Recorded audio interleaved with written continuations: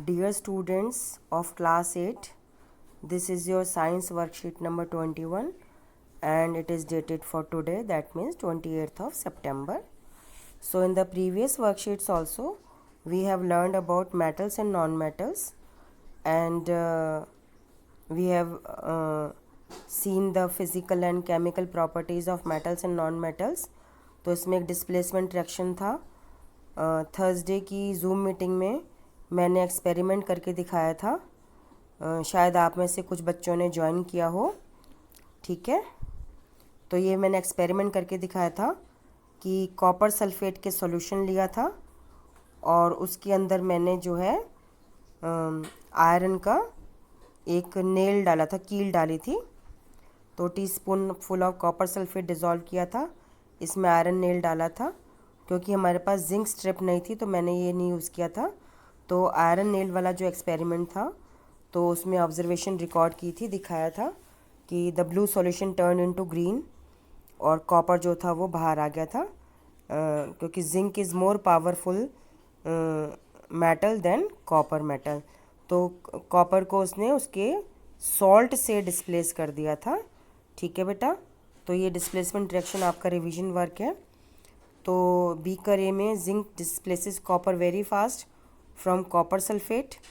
That is why the blue colour of copper sulphate disappears and a powdery brown black mass of copper is deposited on the nail or the strip. तो बेटा इसमें जो है ये गलत दे रखा है. जब जिंक डिस्प्लेस करता है कॉपर को तो कॉपर सल्फेट का सॉल्यूशन ब्लू से ट्रांसपेरेंट हो जाता है, वाइट जिसको बोल देते हैं पानी जैसा वाइट, लेकिन इट इज़ ट्रांसपेरेंट. और यहाँ पे जिंक की स्ट्रिप होती है, नेल नहीं होता है. ठीक है, तो जिंक स्ट्रिप का जो है उसके ऊपर डिपॉजिट हो जाता है कॉपर या नीचे रेजिड्यू आ जाता है. तो रिएक्शन इज़ करेक्ट. बी करे में copper sulphate plus zinc that gives zinc sulphate and copper. ये बेटा केमिकल रिएक्शंस होते हैं, इनको ऐसे ही आपको लर्न करना होता है. और बीकर बी में आयरन डिस्प्लेसेस कॉपर, तो आयरन भी कॉपर को भगा देता है उसके सॉल्ट में से, और जो ब्लू कलर है वो ग्रीन कलर का फेरस सल्फेट बन जाता है और कॉपर जो डिपॉजिट हो जाता है. तो मैंने थर्सडे की जूम मीटिंग में मैंने ये एक्सपेरिमेंट करके दिखाया था. तो आप में से, फिर मैं याद दिला रही हूँ, आप में से किसी बच्चे ने ज्वाइन करी हो मीटिंग तो मुझे पता नहीं है, आपको ज़्यादा पता है. तो इसमें कहने का मतलब ये है कि जो कॉपर सल्फेट में कॉपर मेटल है it is less reactant. Zinc and iron are more reactant than zinc. तो रिएक्टेंट के लिए हम शब्द यूज़ करते हैं reactive metal. Reactive metal, less reactive metal या मोर रिएक्टिव मेटल. तो zinc and iron are more reactive metals than copper, इसीलिए they are powerful, they displaces copper from copper sulphate. ये मतलब है बेटा. ठीक है, तो इसमें लेकिन अगर आप देखो जिंक का जो रिएक्शन है वो ज़्यादा फास्ट होता है आयरन नेल से. मतलब जिंक आपने स्टेप डाली और कॉपर सल्फेट का ब्लू कलर डिसअपियर होना शुरू हो जाता है. Because zinc is very powerful reactant, very powerful reactive metal, then so it replaces copper very fast. जबकि जो आयरन है वो एक स्लो रिएक्टिव मेटल है, स्लोअर देन जिंक, इसलिए वो थोड़ा टाइम लगाता है. ठीक है, तो ये एक सीरीज़ है, इसको हम बोलते हैं रिएक्टिविटी सीरीज़. तो इसमें पोटेशियम फर्स्ट नंबर पर है और गोल्ड सबसे लास्ट नंबर पर है. ठीक है, ये फर्स्ट हो गया और ये लास्ट हो गया. गोल्ड सबसे लीस्ट रिएक्टिव मेटल है, इसीलिए गोल्ड के और सिल्वर दोनों के ही ज्वेलरी बनती है.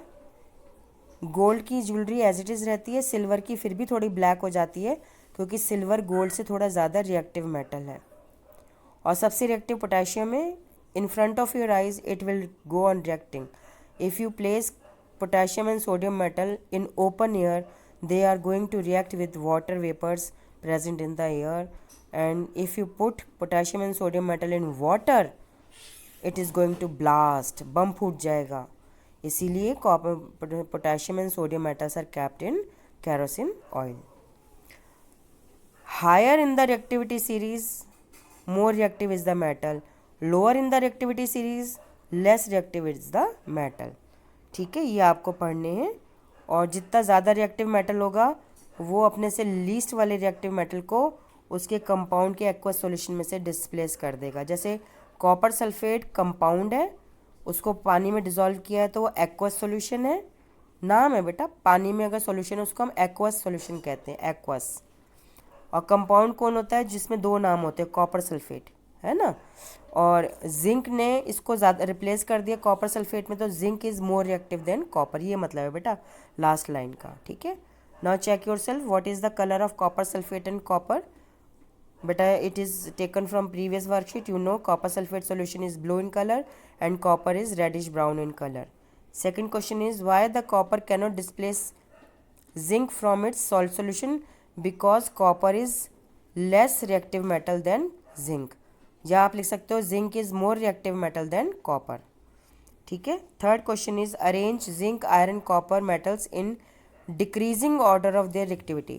डिक्रीजिंग ऑर्डर का मतलब है सबसे तेज, सबसे ज़्यादा रिएक्ट करने वाला ऊपर, यानी zinc is more reactive than iron is more reactive than copper. ठीक है ना. तो लास्ट प्रीवियस वर्कशीट में से लिया गया ये भी क्वेश्चन. तो आप इसमें फोर्थ क्वेश्चन देखेंगे, what happens when an iron nail is placed in copper sulphate solution. तो इसमें आप लिखेंगे displacement reaction will take place, iron will displace copper from the copper sulphate. और आप ये रिएक्शन लिख सकते हैं, ये बी वीकर वाला, इसका बी वीकर वाला केमिकल रिएक्शन लिख देंगे. Fifth question is complete the reaction Zn plus dash give zinc sulphate plus copper. तो इसका मतलब Zn जो जिंक है वो जिंक सल्फेट बन गया है, तो और कॉपर मेटल मिला है, तो इसका मतलब यहाँ पे क्या आएगा, कॉपर सल्फेट. तो यहाँ पर आएगा CuSO4 इस खाली स्थान में, इस ब्लैंक में. ठीक है बेटा. So go through the chapter and must attend all the meetings.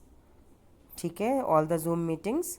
It is going to help you a lot, and you must learn this reactivity series.